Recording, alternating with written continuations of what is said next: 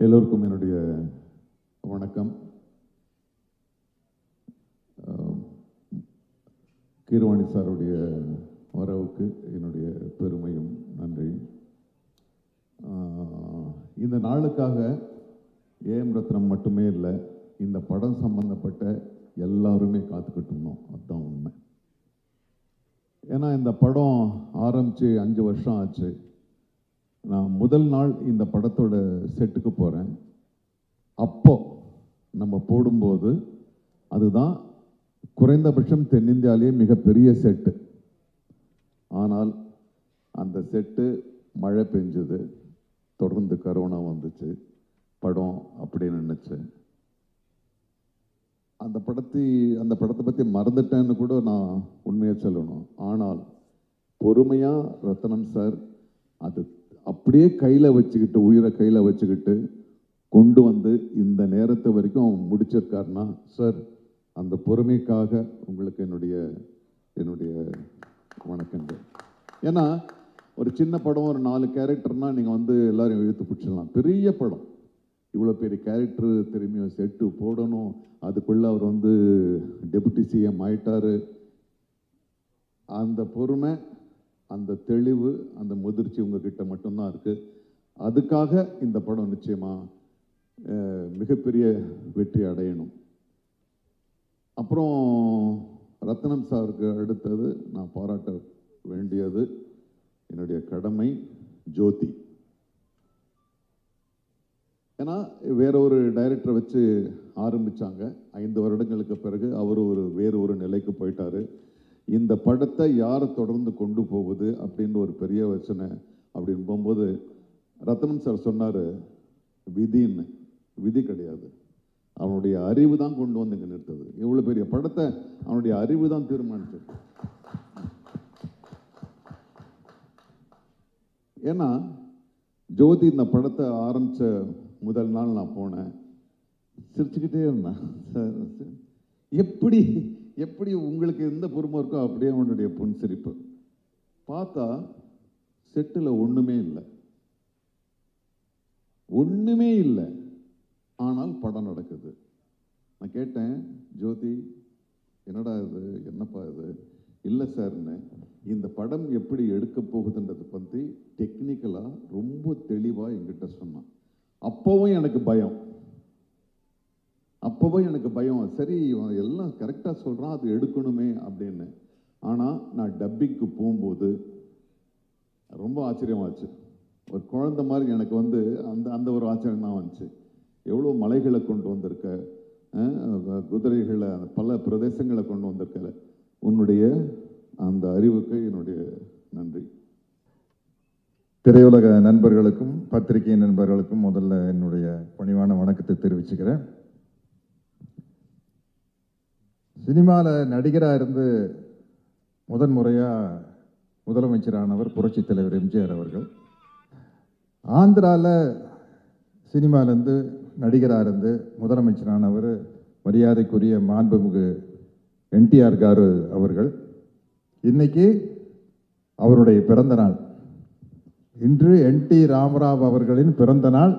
அந்த பிறந்த நாள் அன்று ஆந்திராவின் deputy CM power star Pawan கல்யாணுடைய ஒரு நிகழ்ச்சி, ஒரு விழா நடக்கிறது வந்து எனக்கு ரொம்ப மகிழ்ச்சியாக இருக்குது, ரொம்ப பெருமையாக இருக்குது. இவனுக்கு எப்படா தெரியும் என்டிஆர் சாரோட பர்த்டே இன்னைக்கு அப்படின்னு கேட்குறீங்களா? எனக்கு யார் சொன்னாங்க தெரியுமா? ஃபோனில் மெசேஜ் வந்தது. வாணிஸ்ரீ மேடம் சொல்லியிருக்காங்க. நான் வசந்த மாளிகை படத்தினுடைய தீவிர ரசிகன். பாரு, பூபதி ராஜா சார் வந்திருக்காரு. அந்த படத்தினுடைய வசனகர்த்தா வந்து பாலமுருகன் சார். வசந்த மாளிகை படம் பார்த்துட்டு யாராவது கிட்ட பேசணும்னு எனக்கு ஆசை. எனக்கு ரொம்ப பிடிச்ச படம். அப்போ சச்சு மேடம் வந்து என்கிட்ட சொன்னேன். நான் அவங்ககிட்ட சொன்னேன், நேற்று வசந்த மாளிகை படம் பார்த்தேன் மேடம் அப்படின்னு. அப்படியா, இதான் நம்பர் கொடுக்குற, வாணிஸ்ரீ கிட்ட பேசுங்களேன் அப்படின்னாங்க.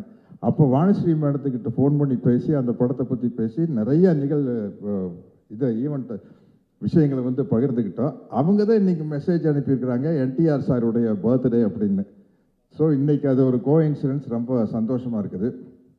உண்மையிலேயே ரத்ன சார் வந்து பிரமாதமாக பேசினார். அவருடைய ஃபீலிங்ஸ் எல்லாம் சொன்னார். இந்த படம் வந்து நிச்சயமாக மிகப்பெரிய அளவில் வெற்றி அடையும். என்னென்னா நாங்கள் நடிச்சிட்டு இருக்கையில் எனக்கு தெரியல, நாங்கள் எல்லாம் நல்லா ஒரு சின்ன சின்ன கேரக்டர் பண்ணிக்கிறோம், அவ்வளோதான். ஜோதி கிருஷ்ணா வந்து எங்கிட்ட வந்து லேப்டாப்பில் கொண்டு வந்து சீன் காட்டினார். எப்படி எடுக்க போகிறேன்னு நான் உண்மையிலேயே ரத்ன சார் ஈன்ற பொழுதில் பெரிதிரவுக்கும் தன் மகனை சான்றோர் என கேட்ட தாய் அப்படிங்கிற இடத்துல தகப்பன்னு நீங்கள் போட்டுக்கலாம். அந்த அளவுக்கு ஜோதி கிருஷ்ணா வந்து பிரமாதமாக அந்த சீனை காட்டினார். நான் சொன்னேன், எப்படி ஜோதி இது என்னன்னு கேட்டேன்னா, அப்புறம் அவர் போய் அப்போ தான் வந்து ஃபாரினில் போய் படிச்சுட்டு வந்த விஷயத்தையெல்லாம் சொன்னார். அதை பார்த்து படிச்சுட்டு வந்தால் மட்டும் பார்த்தாது, அந்த நீங்கள் பார்த்த மாதிரியே நானும் பார்த்து பிரமிச்சிட்டேன். அந்த மேக்கிங்கை பார்த்து பிரமிச்சிட்டேன். அதனால் வந்து இந்த படத்தில் வந்து நானும் இருக்கிறேன் அப்படிங்கிறது எனக்கு ஒரு சந்தோஷமான விஷயம். ஆனால் அதை விட சந்தோஷமான விஷயம் என்ன, சாரி டு சே நிதி, நான் தான் இந்த படத்தோட ஹீரோயின். நான் தான் ஹீரோயின். ஒரு படம் என்ன, நீங்கள் டைட்டானிக் வேணாலும் எடுங்க, என்ன கதை, கப்பல் முழுகுது, ஹீரோயினை காப்பாற்றுறதுக்காக ஹீரோ போராடுறாரு, அதில் 2 பேரும் மூழ்கிடுறாங்க. ஸோ ஒரு ஹீரோ யாரை காப்பாற்றுறதுக்காக ஹீரோ கஷ்டப்படுறாரோ அவங்க தானே ஹீரோயின். அப்படி பார்த்தா இந்த படத்தில் நான் தான் ஹீரோயின். என்னை காப்பாற்றுறதுக்காகத்தானே பவன். ஜோதி கரெக்டா? அவுட்லைன் சொல்லிட்டேன்னு தப்பாக நடிக்காதீங்க. இந்த படத்தில் பவர் ஸ்டார் பவன் கல்யாணுக்கு நான் தான் ஹீரோயின். அவர் என்னை காப்பாற்றுறதுக்காக தான் வராரு. இந்த படத்தினுடைய எவ்வளோ கஷ்டமே என்னை காப்பாற்றுறதுக்காக நடக்கிறது தான். அதனால் இப்படி ஒரு பிரம்மாண்டமான படத்தில் நான் ஹீரோயினாக நடித்ததை பற்றி ரொம்ப பெருமைப்படுறேன். அடுத்த பார்ட் 2 எடுக்கல. கிரவாணி சார், சினிமாவில் என்னென்னமோ போயிட்டு வந்துட்டோம். இருந்தாலும் உங்கள் சாங்கை நான் இப்போ பாடிட்டேன். பாகுபலி 2ல் வந்து நானும் இதே மாதிரி டேப் அடிச்சுட்டு ஒரு 4 பிட்டு பாடிட்டேன். பார்ட் 2 பண்ணையில் கொஞ்சம் அதை மனசில் வச்சுட்டு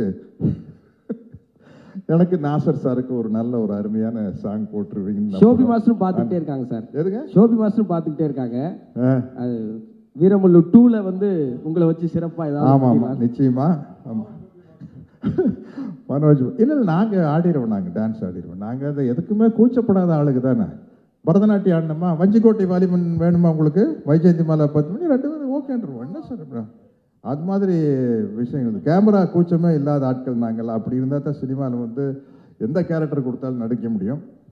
இப்படிப்பட்ட ஒரு சிறப்பான படத்தில் நானும் இருக்கிறேன் அப்படிங்கிறது எனக்கு ரொம்ப மகிழ்ச்சியான பெருமையான விஷயம்.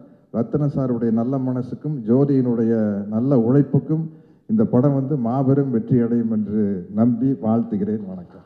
முதல்ல எல்லாருக்கும் வணக்கம். எங்கள் டைரக்டர் நெல்சன் ஐயாக்கு நன்றியை தெரிவித்து ஆரம்பிக்கிறேன். ஹரிஹர வீரமல்லு இந்த படத்தில் வாய்ப்பு கொடுத்த AM Rathnam sir, Jyothi sir, Pawan sir, Nithi madam, Sobhi master எல்லாருக்குமே நன்றியை தெரிவிச்சுக்கிறேன். கேஆர் சார் சொன்னார், எப்பவுமே ஏஎம் ரத்னம் சார் வந்து அவர் படத்தில் வந்து ஏதாவது ஒரு கான்ட்ரிபியூஷன் இருக்குன்ட்டு. சார் இந்த படத்தில் அவர் தான் கொரியோகிராஃபர்.